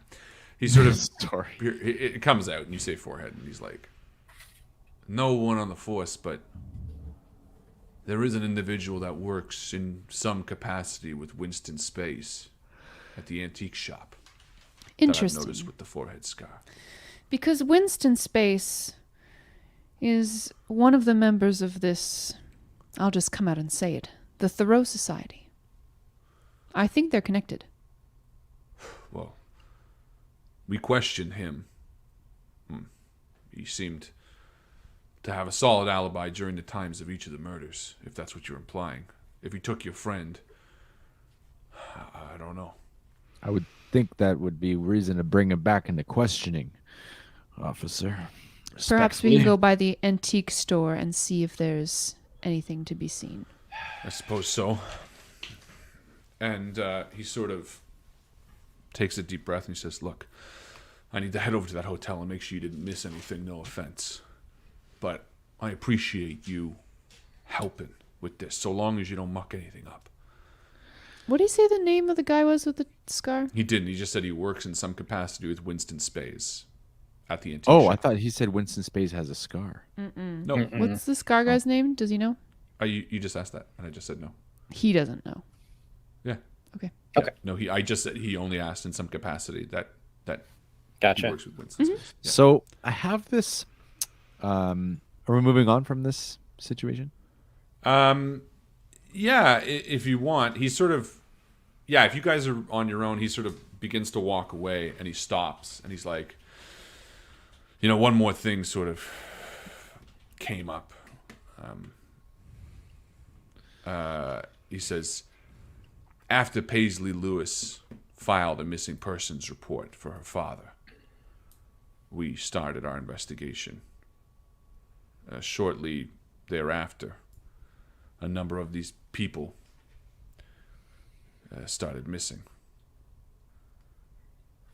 And Paisley Lewis's father is Edmund Lewis. After he went missing, right 3 weeks ago. Darwin Talbot and Robert Latham, and he gestures to the house behind you, they urged me not to spend too much time or effort looking for Lewis. They sort of pushed this narrative that he was holed up somewhere suffering through a bout of illness and would just show up again eventually. I don't know if that's worth anything, but it always struck me as odd. Question. Was Lewis in the photo? He was as the Yes. as the Santa. As the Santa. That's right. So I have this. So I guess Erickson's gone then. Would it make? Yeah, I think he turns, he gets in his squad car, and he's like, "You know where to find me," and he drives away. Do we? He meets the Is it police the station. police station? Yeah. Okay. I have this. I want to follow this lead. This soot. If this is what I think it is, and maybe it's John. Maybe I'm not even speaking meta here. John turns to Maxine and Timothy and he says, "Now I have an idea for a story, but it's going to sound a bit crazy. And if it's true, then it's going to be really crazy. I kind of want to climb up the chimney and look for clues." I think that might be pushing our luck a little bit. I think so too, but wouldn't it be just our luck to find something on the roof? Some piece of evidence, some shred of a Santa suit. I maybe Edmund Lewis's hair on it. can't imagine the lady of the house is going to be amenable to that suggestion. Well, she's not got to climb up the chimney. I'm just saying. Do you want to go ask her? No. Is that... Maxine thinks it's a bad I'll idea. ask honestly, Harlan. Is that a stupid idea? That's a stupid idea. I would never say stupid. But not... John, Dot. I think that's a good idea for perhaps if it hasn't been snowing and wet and slick and any evidence up there has probably been washed away or ruined. You're probably right, Timothy, and this is probably only my author mind working far too hard to create a story where there probably isn't one. After all, the thought to me about Edmund Lewis losing his mind, dressing up in a Santa suit and going around and stealing all the different members of the Thoreau Society is a bit of a stretch. Or is it? This is where I need my dun dun dun. So, you're standing out by the snow-covered car.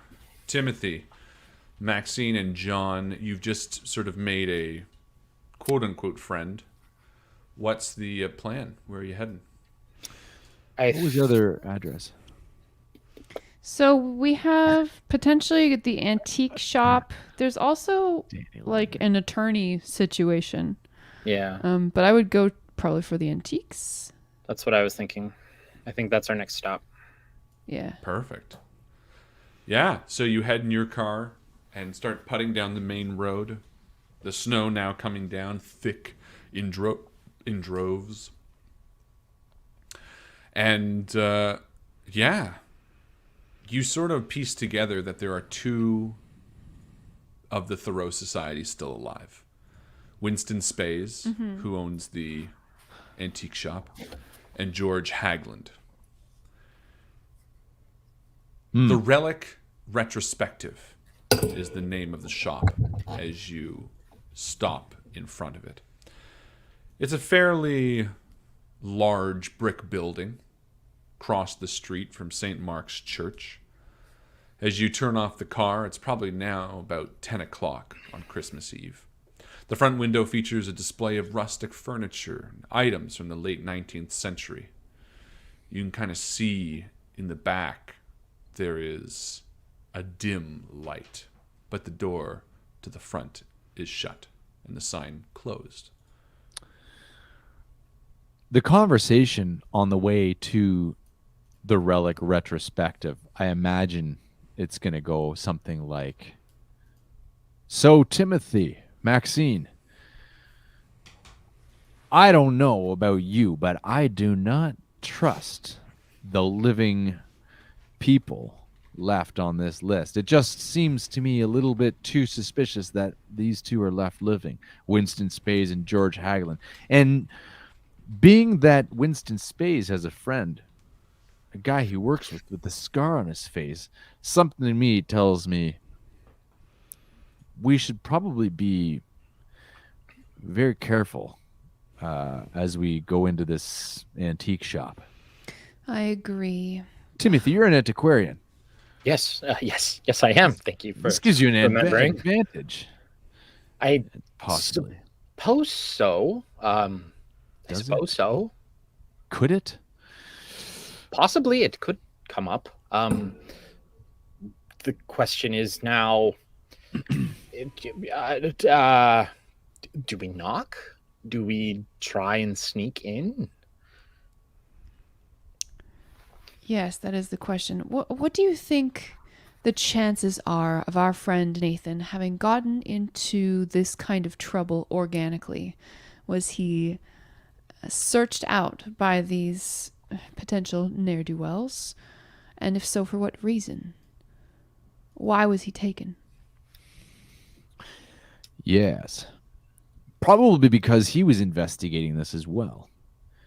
And if he's investigating it and was taken, and if we're investigating it, and now we're standing in front of the shop where this guy's friends with the guy with the scar, that leads me to believe that, hey, this could be a pretty good story. I'm getting ahead of myself.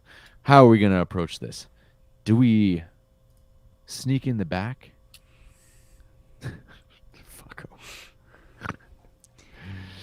Do we sneak in the back?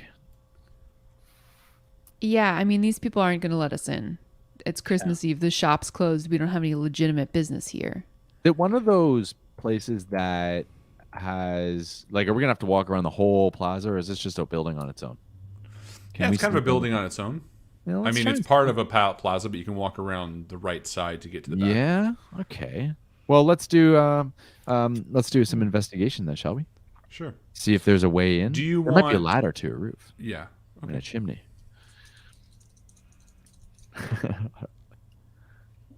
Oh, I did the 000 thing too. Oh, Oh, no. no. I'm the last John one. It has finishes to happen. the bottle. Yeah, Tim. Hopefully, it'll be during a fight. Oh, right? Oh, that'd be so good. John, yeah, really. John slips, and his bottle of booze goes flying up in the air and lands on him. And knocks him out. No, John is Timothy. incapacitated. I mean, John. Okay. The party's Tim, survival rate goes up. what do you Yes. think? I think I wanna roll an idea roll because I'm kind of like, Ooh. Hey, Yeah, I don't know. I'm a little bit what's- stumped. yeah, I'm a bit stumped here on what the best play is because it is like we see a light inside. Somebody's Yeah. in there. They're either have. My guess, best case scenario, is Nathan is tied up in there, beaten within an inch of his life, and no one else is in there. We get in there, we see him, he tells us what's going on and where to go next. Okay. Worst case scenario is that there's men in there with guns. Why don't you roll an idea roll? probably not guns. Probably a large man-eating ape. I will burn the 2 points of luck I need to make that a success. Yeah. Excellent. Nice. Yay. Okay, Timothy Lawrence, you have a mental chat with yourself for a second, and I'm going to ask you Hello, questions. Timothy. Yes. And hello, you Timothy. answer the questions. Okay. Yeah. Who do you think took Nathan? I think it was the guy who works here at the Antiquities, and possibly the helper from the law firm. So, you think that the man who took Nathan works for the owner of the antique store? Yes. Who is that? That is Winston. Okay. If someone has died every night leading up to tonight, who do you think is going to die tonight? George Haglund. Hopefully not Winston. One of the two, yeah, Winston or George Haglund. Do you think it would make sense to be Winston if Winston orchestrated the kidnapping of your friend who was looking to unravel a mystery? No. Therefore, you now have two clearer options. Yeah. You have deduced that the most likely target for the next tonight. murder, which will happen tonight, will Yeah. be George Haglund. Will be George Haglund. Okay. And most likely the instigator of said attack is Winston Spies, or whatever his name is. Spade. So, yeah. Okay. does it make more sense for your team to try to stop what's happening at, and this is not a right or wrong answer. Right, This is just right. to clarify. Does it make more sense to stop what might happen at Haglund's or to prevent maybe what could be happening from happening here? It's like Does that help? Dark Knight situation, you know? Do That's we go right. for the girlfriend or do we go for Harvey Dent, you know? It's literally it. Exactly. So I'm thinking we continue on the path. Joe, what do you think? Mm-hmm. I want to save my friend. Yeah. I mean, save Nathan and stop whatever's happening from happening to George. I think I imagine that's he's here. like tied up and ball gagged in the basement of this antique shop. Okay. Well, maybe So not should we ball go gagged, on Guns A-Blazing? With my tire iron. Hell I mean, yeah. we don't have guns, Or- but No, we don't. or sneak in, like pick the lock and if the lights are off except for one light, we sneak in. Definitely have options, but We don't have you are guns. burning time, so you need to Yeah. move quick. John sits up in the alleyway and says, "Let's." Oh, sorry about that. Let's get moving. Shall we? Okay. Yeah, you get out of the car and you stand before the relic shop. You can try to go into the front. You can take a look around the building. What's your plan? Let's go to the back. Perfect. You Yeah, we walk go around back. the back silently.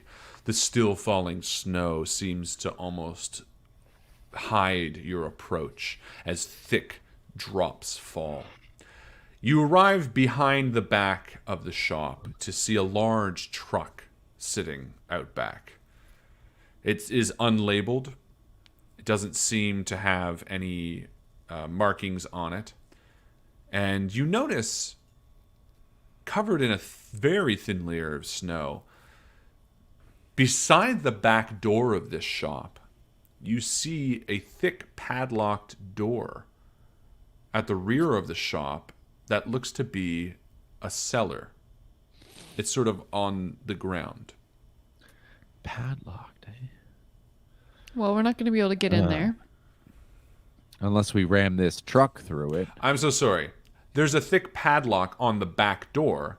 The cellar doors, which are also locked, and you can maybe check them softly, seem like they're bolted from the inside. Oh, okay. Well, I know what John's going to do. He's going to walk around the truck and see if any of the doors of the truck are open, including, I'm assuming this is sort of like a box truck. There's like a back to it.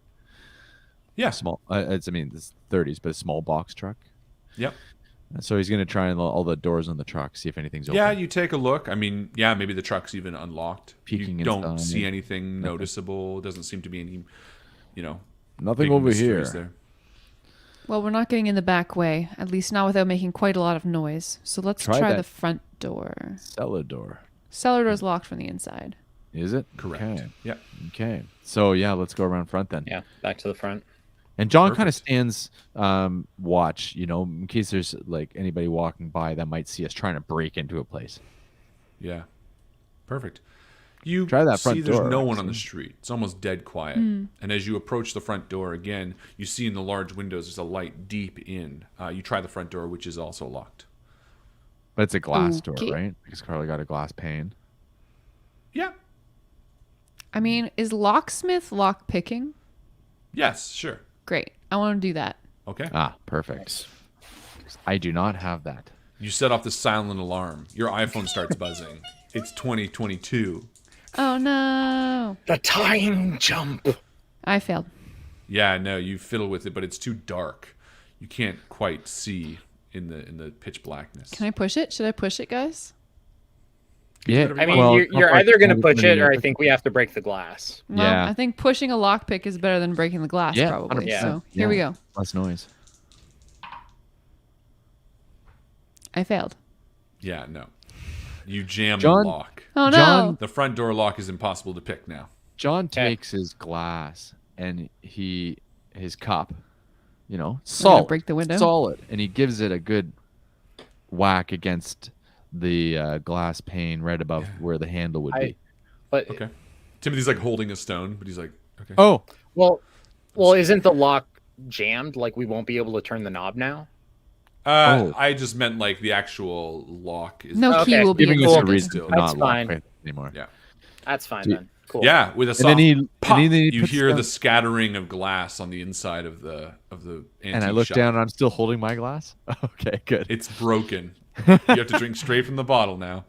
And John reaches in and opens the handle of the door, Yeah. and With quietly a soft opens creak the door. that quietly smash. Oh. It's like one of those quiet smashes, Oh, I know. You know those? Yeah. Well, Perfect. Yeah, you open the door and you immediately are welcomed to a sort of a musty smell from in here. You see antique furniture and other objects that clutter the front hall. There's still that dull illumination in the back. It seems like there's maybe an electric lamp or something deep down. But other than that, you see the desk and nothing else. There's a door leading to a back room. well, let's prepare for confrontation, shall we? But I think before we do that, do you guys have any thoughts? I look around to see if there's anything in the antique shop that I can use as a weapon, because I got just my fists right now. Yes, there is. Great. What do you take? There is an old telescope. Yeah. Why doesn't everyone give me a luck roll? Great. That's a good Maybe idea. I can find an old gun. I mean, it's really not impossible. Can I spend luck for my luck You have a roll? musket. No. What's the luck roll? I Where failed. do you find that? Just roll and I'll tell you if you succeed. 65. Too late to try to write one up. No, you fail. 16. Nice. Timothy, is that a hard? It's whatever. So it's, hold on. Is it below half or a fifth? It might be below a fifth. It's of your remaining luck, right? Yeah. Cool. Yeah, so you find a gun. It's actually stashed under the counter. There's like a pistol. It's like a modern day pistol in the 20s. So. Nice. And I was about to It's say, yeah. below half, not a fifth. Okay. You're fine. You still find a gun. Cool. Found a gun. Sick. Cool. Perfect. And, I found a telescope. And John grabs the axe, the fire emergency axe. Perfect. No, There's there's always like a one of those. walking cane that's got like an ornate like knob on it that I take. Ooh, yeah. Yeah. Was Yeah, that- yeah, Excellent. Yeah, Like you a do pimp? that. You got a pimp cane? No, Whack. Whack a bitch in the face? no, Jesus none Christ. of that. Absolutely not that part. Sheesh. Perfect. So, what do you do? I think So we the pushed light it is- towards the light. Yeah, the light's coming from a back room. Yeah. There's sort of a glass door between this and the back. And as you enter it, you see a set of stairs leading down to a dark basement. Yeah, John follows Timothy as they rush down the stairs. There's no sense in pussyfooting around this. Let's. Yeah. You move down the stairs to see that the basement is filled with dusty furniture, unwanted antiques in sort of a small area. Tables, chairs, hutches, knickknacks all sit sort of against the wall as you creep down the stairs. And then to this is your an antique right, shop? it opens up, almost cleared of junk. You see a large area with the same footprint of the antique shop. You see a small marble altar draped with a red cloth. Several candles and a copper bowl sits atop it. Are they You lit? sort of crane your neck to look over and see a photograph with several people lying atop the altar. If you like, John walks up, looking around the room, you don't see anyone, and you see a large red X on each face. Only George Haglin's picture lacks the red mark. Oh no, Winston. Oh no, wait. Does Winston's face have an X? No. Okay. There's also a crossed-out photo of the missing sheriff and one for the priest, Father Harmon, more than a year ago. And the red X seems to be made of blood as you sort of look at it and flake it, John. You know blood well. I turn back to Timothy and Maxine and I say, "Well, looks like I've got an ending to my story." And as you say that, you hear a clicking. The back door above you, you hear a key in the padlock and a door opening and voices suddenly. You hear a few voices as they begin talking amongst themselves. You hear Winston, an older voice, saying something along the lines of, "Yes, no, you two wait here. It's fine, it's fine." And he begins to slowly descend the stairs. I want to like quickly get behind some of the old furniture that's like back a little ways Yeah. Yeah. near the stairs that lead down. Yeah, everyone give me like a hide or a stealth roll. John climbs under some of the sheets that are covering stuff. Failed. Failed. Stealth? Yeah. Success. Maxine, you sort of back up into a wall to Fail. realize that one of the walls isn't actually a wall at all, but a curtain. And you sort of Oh, lean I love against those. it and touch it, and you sort of turn around to see a larger room next to it. Ooh. Do you sort of beckon everyone to Yeah, hide yeah, behind yeah. that? Yeah, and as Cool. you do, you quickly move into the room to see Nathan tied to a chair, bloody and unconscious. His hands tied behind his back. He sort of sits over in a corner. And in this room, you see a pile of debris in the corner, just below the cellar door, which is still shut. You hear Spaze walking down the steps. He's just on the other side of the curtain. What do you guys do? I want to go and cut Nathan's bonds. Awesome. And then the cellar door is barred from the inside, but we could unbar it and escape, Yeah. right? Absolutely, yeah. So we've got our dude. We have an escape plan. Cool. Let's fucking But go. potentially, we could also prevent a murder here. Yeah. So Yeah. he's sort of Nathan. You untie him. He sort of wakes up. He's like, "Oh, Shh, shh, shh. okay."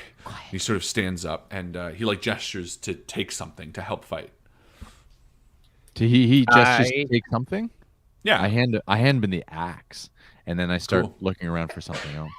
Yeah, you grab like a chair leg in the corner.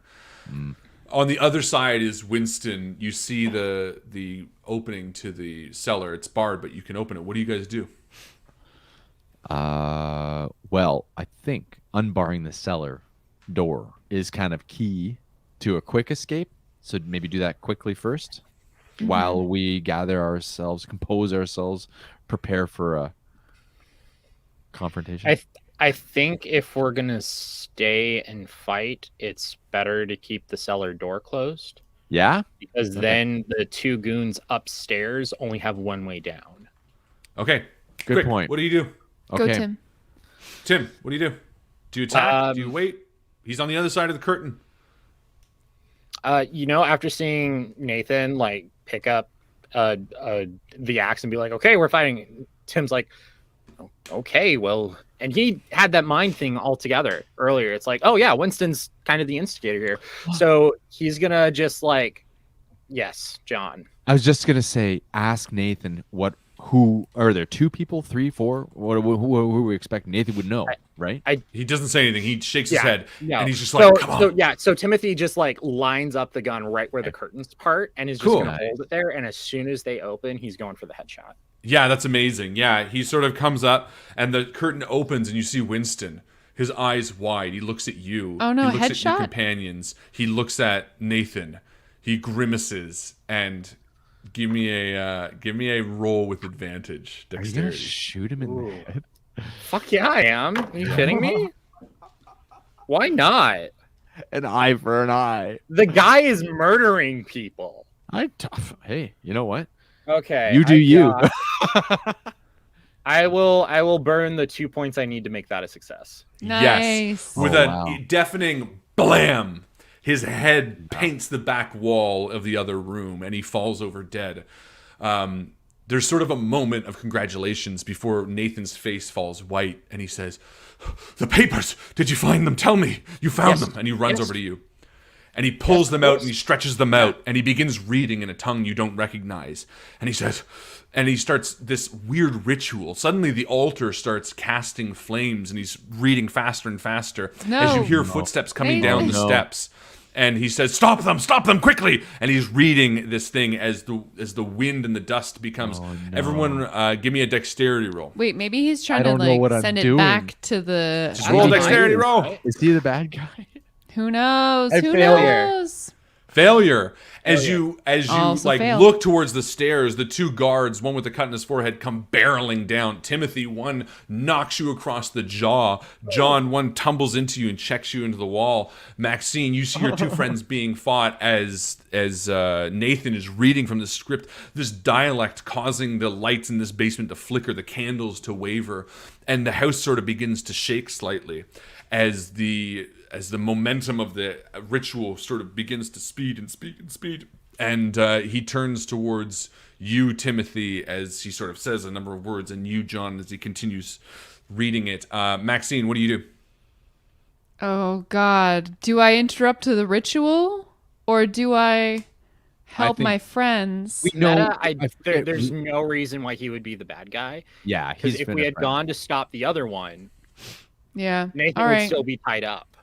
Yeah. I'm gonna go and whack the guy who is messing with Timothy over the head. Perfect. Give me a dexterity roll with advantage. I'm spending 6 luck points to make that a success. Yeah, you hit him. He thank rolls you. off of Timothy. A little bit of blood paints the wall. Timothy, you're free. What do you do? Timothy is gonna go for the one that's on John. Perfect. You run over. What do you do? He's on him. I'm gonna just kick him in the head. Nice. If he's on the ground, right? Tackled him. Old-fashioned head Do kick. it. Give me a hit with advantage. Old-fashioned head kick. Yeah, he's got John in like a headlock. He's choking me out. Nice. Yeah. Oh, that's a good success. Hard success. Nice. Yeah. Tell me what it looks like when you knock this guy out. I just go over and I give him one swift kick to the head, and he just falls over onto the side unconscious. He didn't need that tooth. Yeah. And John, you're standing up. What do you do? Oh, John's still on his knees. He looks around and he sees there's an old ammo box, a metal ammo box, just big enough for him to grab in his hands. Yeah, it's empty, but you grab it. Yeah, but you know what? What do I need here? A dexterity roll? Yeah. Oh, and I do. It's not a hard, but it's still under. Yeah, 40. you whack the other guy as again that crack that Maxine started sort of splits open and paints his face, his wall, the wall with his blood. As Nathan's reading more furiously, you see the cellar door burst open. Oh no! Whatever has gone to kill the other member of Thoreau Society has returned, and standing at the top of the stairs, you see it, wearing the Santa suit. You see a large, rotund body without a head. It seems to have this mouth on the palms of its hand. It seems almost forbidden in its appearance as it steps down the steps. Its heavy, weighted footsteps. Its skin sags. There's large pustules, holes in its flesh as the tattered suit sort of begins to fall off. The mouths are rimmed with teeth as these tongues are lapping the air from its open palms. This creature almost causes Nathan to stop, but he turns back down to the spell as you see this creature beginning to be ripped apart. He runs towards you, Maxine, with both of his hands. Yeah, Give me a dexterity roll. I'm standing between Nathan and this creature. Yeah. Ah! Yeah, give me a roll. I succeeded. Is that a hard? Nope, just a regular success. Regular success. Perfect. He smashes his hand into the wall, and it takes a big bite of concrete out of it and pulls back. Everyone roll a 1d20. Or sorry, everyone roll your sanity, I should say. Oh. Where is that? Failure. Failure. Take a d20. Is it just a 20? Yeah, take a d. No, it's a d100 under your sanity, and then roll a d20. Hard success. 19. 19. That's bad. Timothy, your camera's not working for some reason. I noticed that. Give me a second. Yeah. Hard Anyway, success for me. amazing, John. It's your turn, and you see this creature turn towards Maxine and attack. John, what do you do? So John grabs the axe, which is now down beside Nathan, and he turns and he just says to Nathan, "Keep reading. This is gonna be a great ending." Probably a bad timing for that, but he runs at the Santa Claus and he says, "It's Christmas Eve, Yeah. bitch." He swings his axe. Yeah, give me a roll. You know what? I already rolled it. I don't think that's fair though. It is. What is that number? 89. 89. Yeah, you failed. Next up, Timothy. You see this creature standing there. What do you do? I am gonna take a swing at it again. Do I have anything? I don't have anything. I'm gonna grab the axe that Nathan had that's sitting next to him while he's reading. Perfect. And I'm gonna take that and I'm gonna try and chop off one of those arms. Excellent. Give me a roll.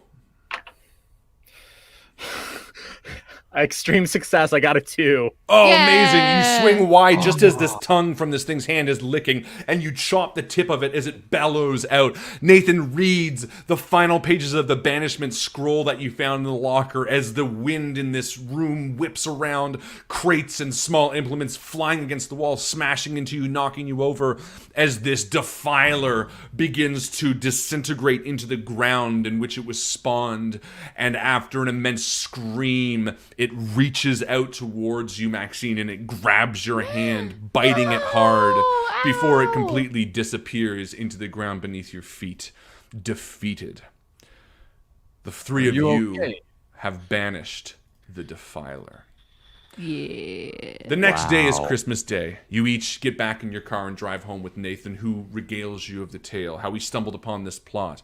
Within a small lockbox in this ancient antique store, you found the 12th volume of the Revelations of Glaki, which has the summoning of the creature known as the Defiler. Turns out this mysterious cult wanted to bring it and have it teach them all of their knowledge, and so they let it be a host to the poor Edmund Lewis, who was wearing a Santa suit as it happened.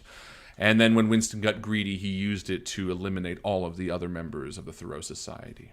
And while each of you feels like you have put an end to it, you also feel a great madness that has lingered on, especially you, Maxine, as the bite on your hand tends to itch whenever you have a whispering thought. And we are going to end there tonight, ladies and gentlemen. Merry Christmas! That was Very Call of good. Cthulhu, hung by the chimney with care. That was a free adventure for from Chaosium, or Peterson Games, I should say, for those who backed the Kickstarter that they did for the 5e Cthulhu Mythos.